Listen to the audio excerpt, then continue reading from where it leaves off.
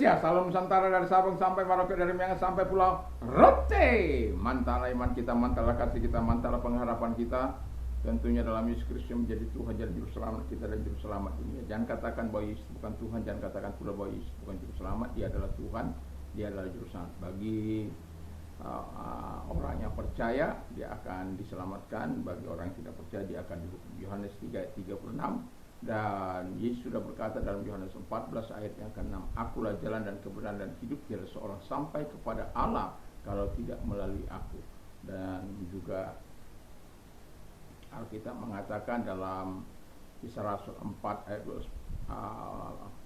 Rasul Petrus mengatakan, dan keselamatan tidak ada dalam siapapun juga selain di dalam Dia Yesus Kristus, karena di bawah kolong langit ini tidak ada nama lain yang diberikan kepada manusia yang olehnya kita dapat diselamatkan.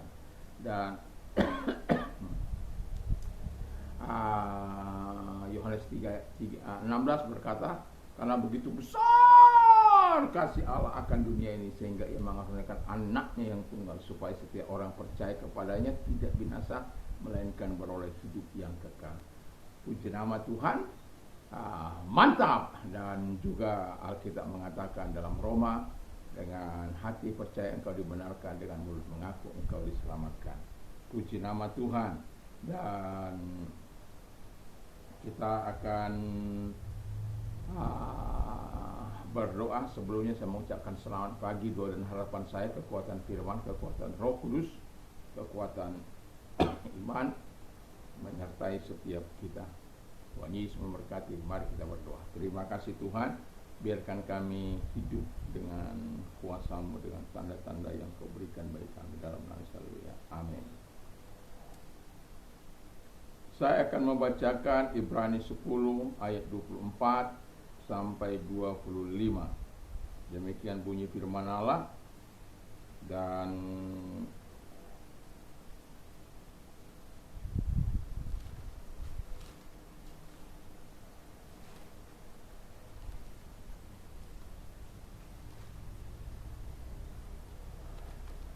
haleluya. Ibrani 10 ayat 25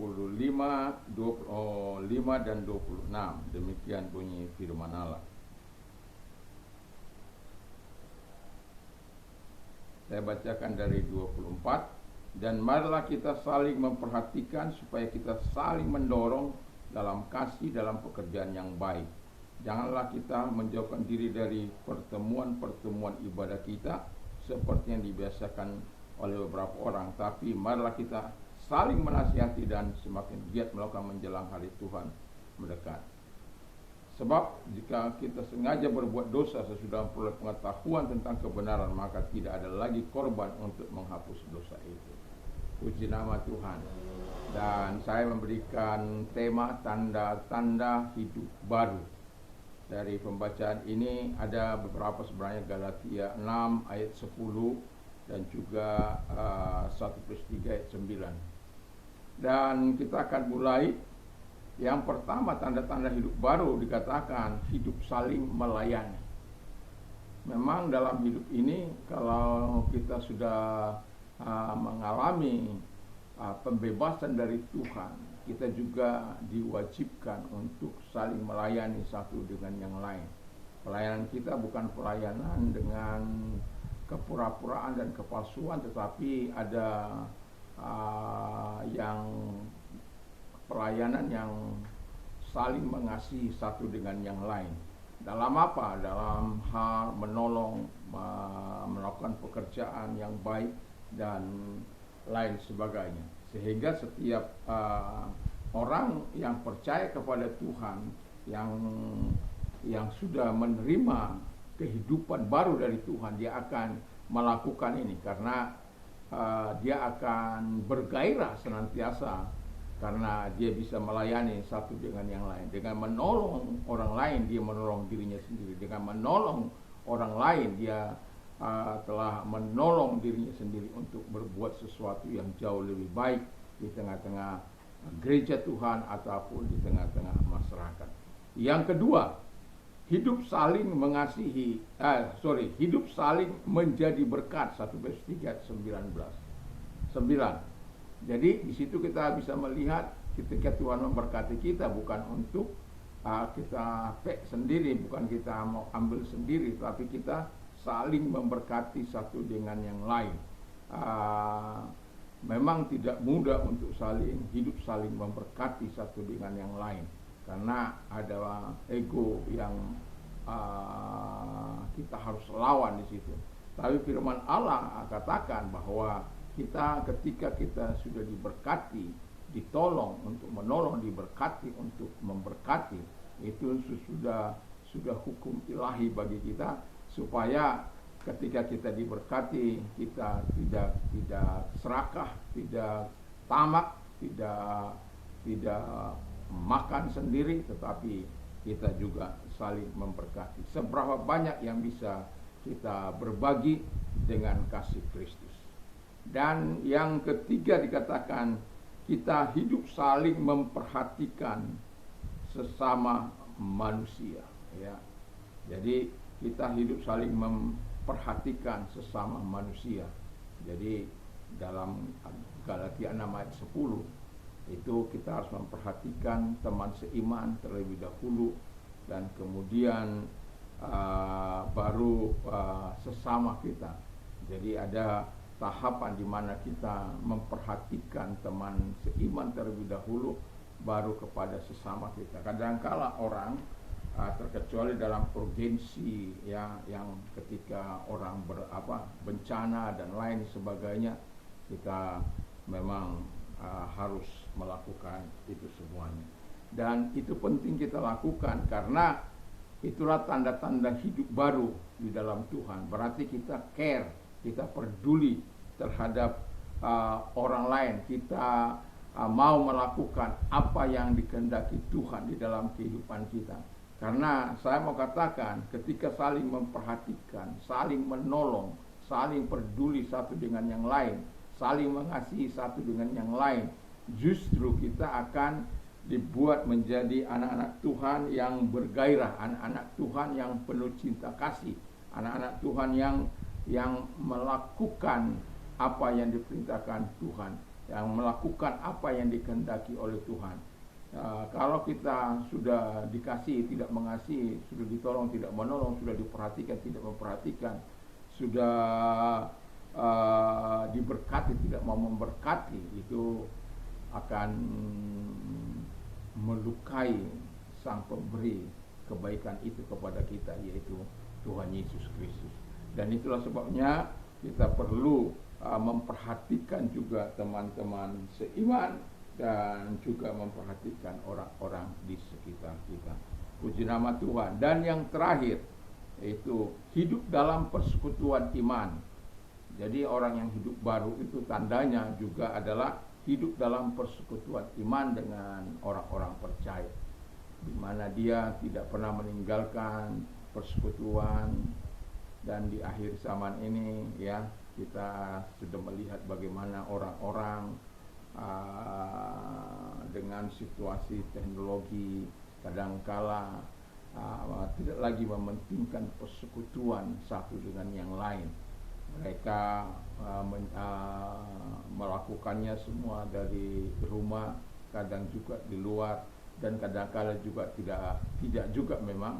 Tetapi yang saya mau katakan, Alkitab katakan ada orang-orang yang membiasakan diri seperti itu. Memang jangankan di masa kini dengan segala kesibukan dan segala keadaan manusia, tetapi atau lagi dengan kesusahan atau dengan pergumulan yang ada pada manusia, membuat kadangkala manusia itu lebih cenderung untuk melakukan pekerjaan-pekerjaan yang dianggap bermanfaat, kalau beribadah itu dianggap tidak bermanfaat bagi dia. Dan justru sama katakan kepada kita, ketika kita bertemu satu dengan yang lain, kita di Alkitab katakan kita bisa saling menguatkan, kita bisa memberikan kesaksian, kita bisa mendorong orang terus untuk melakukan yang terbaik. Dan di saat seperti itu juga kita bisa melakukan hal-hal yang dikehendaki oleh Tuhan dalam kehidupan kita. Dan itu sebabnya saya mau katakan kepada kita, biarkan kita hidup saling melayani, hidup saling menjadi berkat satu dengan yang lain, hidup saling memperhatikan sesama manusia, terutama teman-teman seiman, baru teman-teman yang lain. Lalu hidup dalam persatuan iman satu dengan yang lain, supaya apa? Kita tetap berada di dalam berkat Allah, tetap berada dalam kekuatan Allah, dan umat Tuhan juga bisa dipakai untuk melakukan hal-hal yang mengingatkan kita untuk terus maju di dalam Tuhan, semangat dan kesaksian dalam pertemuan-pertemuan persekutuan atau dalam ibadah mungkin akan menjadi kan kita lebih bergairah. Memang dikatakan Alkitab bahwa ibadah itu memberi manfaat bukan hanya masa kini, tapi juga masa yang akan datang. Maksudnya bahwa di masa kini kita mendapat kekuatannya, di masa yang akan datang kita mendapatkan surganya.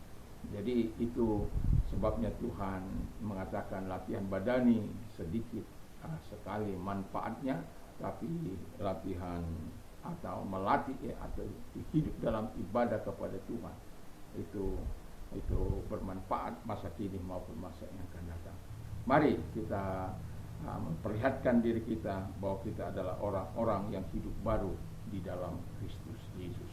Mari kita tunduk kepada dan kita berdoa. Terima kasih Tuhan, biarkan kami orang-orang yang hidup baru dalam Tuhan, sehingga kami saling melayani, saling menjadi berkat, dan saling memperhatikan sesama dan hidup dalam persekutuan iman. Terima kasih Bapa di surga, dalam nama Yesus. Dan kami juga mau berdoa kepada mereka-mereka yang sakit, kalau di antara mereka ada yang sakit, dalam nama Yesus segala sakit penyakit yang mereka miliki. Kalau engkau orang yang mau didoakan, angkat kedua belah tanganmu, kita berdoa. Tuhan, lihat tangan-tangan yang angkat kepadamu, di dalam nama Yesus segala sakit penyakit yang mereka miliki, aku perintahkan dalam keluar, dan oleh pilu-pilu daripada Tuhan Yesus engkau sembuh, oleh kuasanya engkau sembuh, oleh jamahannya engkau sembuh. Terima kasih, kami bersyukur di dalam nama Yesus Kristus. Kami juga berdoa kepada mereka-mereka yang sedang mengalami hari-hari kesulitan mereka Tuhan, dan penderitaan oleh karena situasi zaman ini. Kami berdoa kepada mereka, biarlah kiranya Tuhan menolong mereka di dalam nama Tuhan Yesus Kristus. Segala pekerjaan si jahat yang mengganggu mereka untuk tidak teguh dalam penderitaan mereka, kuperintahkan keluar, hancurkan dengan kuasa-Mu. Dan itu sebabnya Tuhan, tolong mereka satu demi satu, sehingga mereka tidak menyimpang iman mereka dari Tuhan, tapi mereka tetap bergairah, karena Tuhan selalu menolong dan menjawab doa-doa yang mereka naikkan kepada-Mu. Terima kasih, kami bersyukur dalam nama Tuhan Yesus Kristus. Haleluya, amin. Dan selamat pagi, selamat kita beraktivitas tentunya bersama dengan Tuhan. Doa dan harapan saya, kekuatan Tuhan, kekuatan firman itu menyertai setiap kita. Damai sejahtera Allah yang melampaui segala akal akan melahirkan hati dan pikiran kita, mulai saat ini sampai selamanya. Mantap, mantap, mantap.